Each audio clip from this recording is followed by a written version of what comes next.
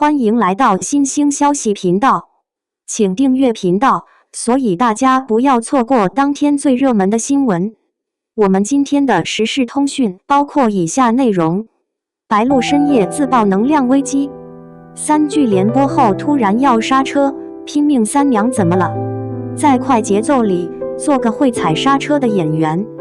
白鹿连播3剧后的一番反思，像一颗小石子投入喧嚣的娱乐圈湖面。当大多数人沉浸在霸屏的鲜花与掌声里时，他却说：“脚步太快了，我可能一直在拍，我就会意识到我现在要停下脚步，我要缓冲一下。”这份清醒比任何热搜都更让人眼前一亮。在流量裹挟着艺人狂奔的时代，能主动按下暂停键思考为什么而跑，本身就是一种难得的职业自觉。快与慢的悖论，被催熟的剧集与被透支的创作，观众的感受或许比数据更直观。打开视频平台，刚追完白鹿在《宁安如梦》里的江雪宁，转头就在《白月繁星》里看到她变深夜17，紧接着《北上》里的马思义又带着运河故事扑面而来。3部作品连播，看似是演员的高光时刻，背后却是行业无序加速的缩影。平台为抢占排播期，常常在制作未完成时就匆忙定档。去年临江仙边拍边播的操作，更将这种急功近利推向极致。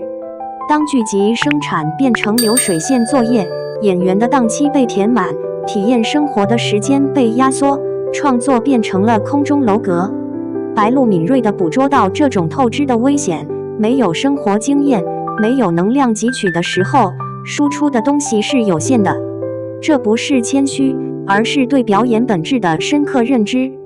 表演从来不是演出来的，而是活出来的。角色的一颦一笑、一举一动，都扎根于演员对生活的观察与体悟。当创作者变成表演机器，再华丽的服化道也遮不住角色的空洞，再密集的台词也难以触达人心。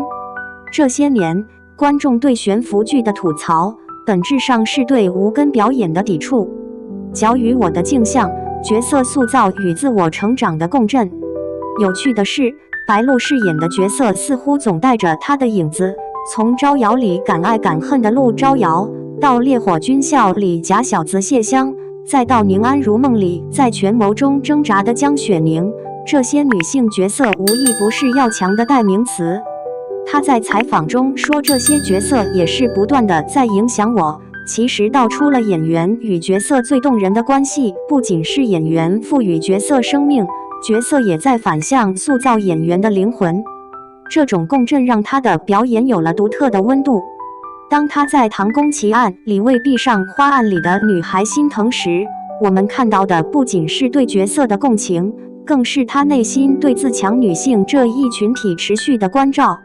但真正的共鸣需要生活的土壤，没有观察过市井烟火，演不好小人物的烟火气，没有体验过情感波澜，演不出大喜大悲的层次感。正如农民不能不顾节气强行催熟庄稼，演员也不能脱离生活凭空捏造角色。白鹿说要停下脚步缓冲，恰恰是在为自己的创作深耕土壤。名与信的追求，做个让观众愿意看两眼的演员。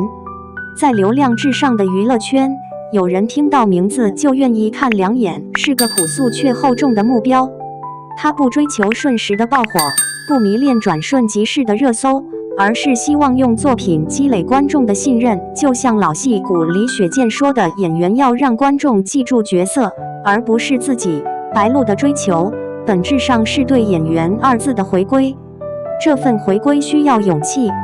在资本和流量的裹挟下，多少艺人被迫放弃沉淀，在综艺、直播、带货的漩涡里消耗自己，又有多少演员为了维持热度，不惜压戏、抠图，最终将职业生涯变成一场短命的泡沫。白鹿的选择像一面镜子，照出行业的浮躁，也照出一个演员的清醒。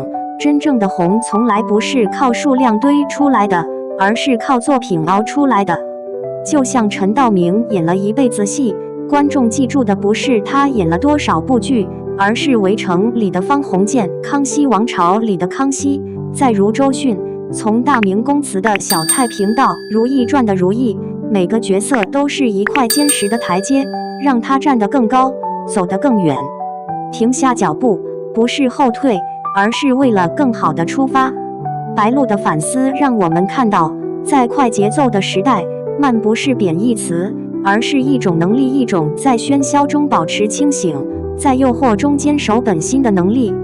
当他愿意花时间去生活，去观察，去汲取能量，未来的角色或许会更立体，更鲜活，更戳人心。而这才是一个演员最该有的通透。毕竟，艺术的生命力从来不在快，而在真；不在多，而在精。期待这个会踩刹车的姑娘，能在沉淀中绽放更耀眼的光芒。2.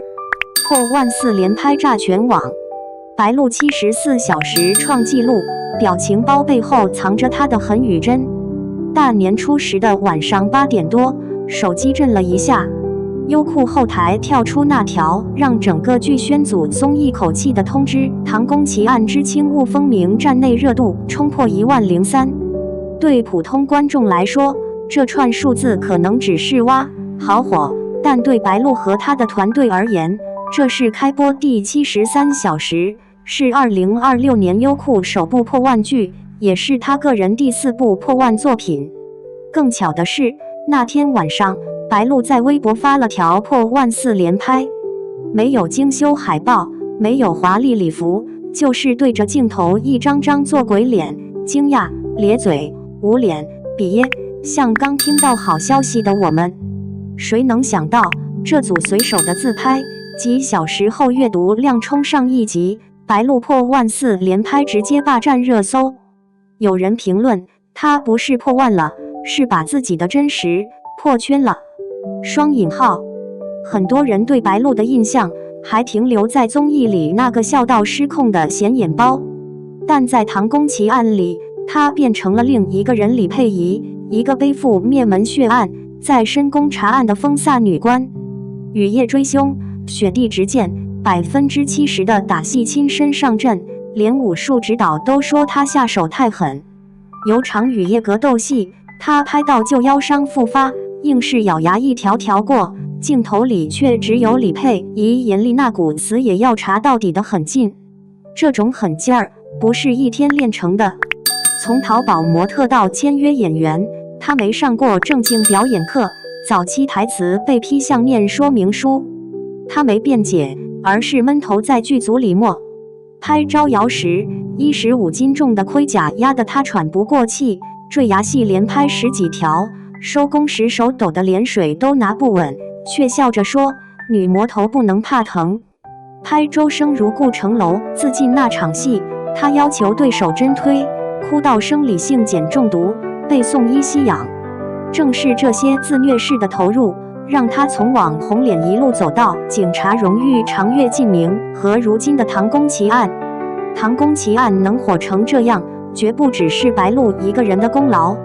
这是一部从里到外都在破格的剧，他把镜头对准了深宫里那些被遗忘的人，和亲公主、底层宫女、内业局女官。李佩仪查的不仅是案子，还有被皇权碾碎的女性命运。有观众在弹幕里说，看哭了，这不就是现实里那些被牺牲的女孩吗？剧组请来唐史专家把关，从壁画、丝绸纹样里抠细节，红嫁衣、桃木锭、宫墙渗血的意象，把中式恐怖的氛围拉满。但人红是非多，热度上来后，争议也跟着来了。有人夸它是古装悬疑天花板，也有人吐槽推理太降智，女主被桃木锭穿还能自救，简直是医学奇迹。白鹿的原声台词也被放大，有人说她尾音太软，少了女官的压迫感，甚至有人质疑热度注水，怀疑云和数据异常。面对这些，白鹿没在公开场合撕，只是在采访里淡淡说，观众觉得哪里不好，我就记下来，下部细改。双引号。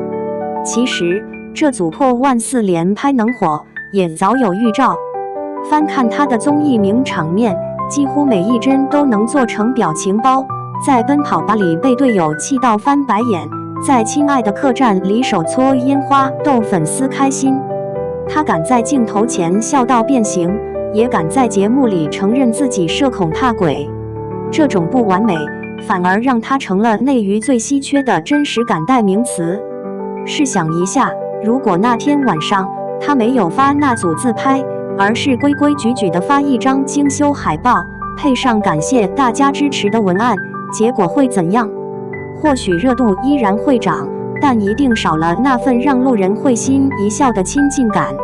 正是那几张丑萌的表情，把破万这个行业纪录变成了粉丝和路人共同的狂欢。从北上里那个皮肤黝黑、戴着牙套的假小子，到唐宫奇案里红衣执剑的女官，白鹿的戏路越来越宽。她不再只是古偶甜妹，而是能扛仙侠、权谋、悬疑多赛道的扛剧女王。有媒体统计，她主演的剧集在爱奇艺、优酷双平台均有2部以上破万作品，这在90花里是独一份的成绩。接下来，她的待播剧《莫离》已经定档腾讯视频，搭档程磊，又是大女主古装。业内预测，以她现在的势头，3平台破万也不是没可能。但白鹿自己说，她更在意的是观众看完之后能记住角色，而不是记住我。说到底，我们为什么这么爱看白鹿破万？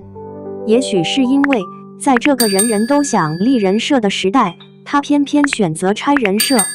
她让我们看到一个女演员可以又美又飒，也可以又傻又真，可以为了一个镜头拼到受伤，也可以在爆红后依然保持清醒。就像她在《唐宫奇案》里说的那句台词：真相面前，人人平等。或许她想做的就是让每个普通人都能在她的故事里看到一点我也可以的希望。正如《唐宫奇案》里那盏在深宫中摇曳的灯，照亮了李佩仪的路，也照亮了屏幕前每一个为生活奔波的我们。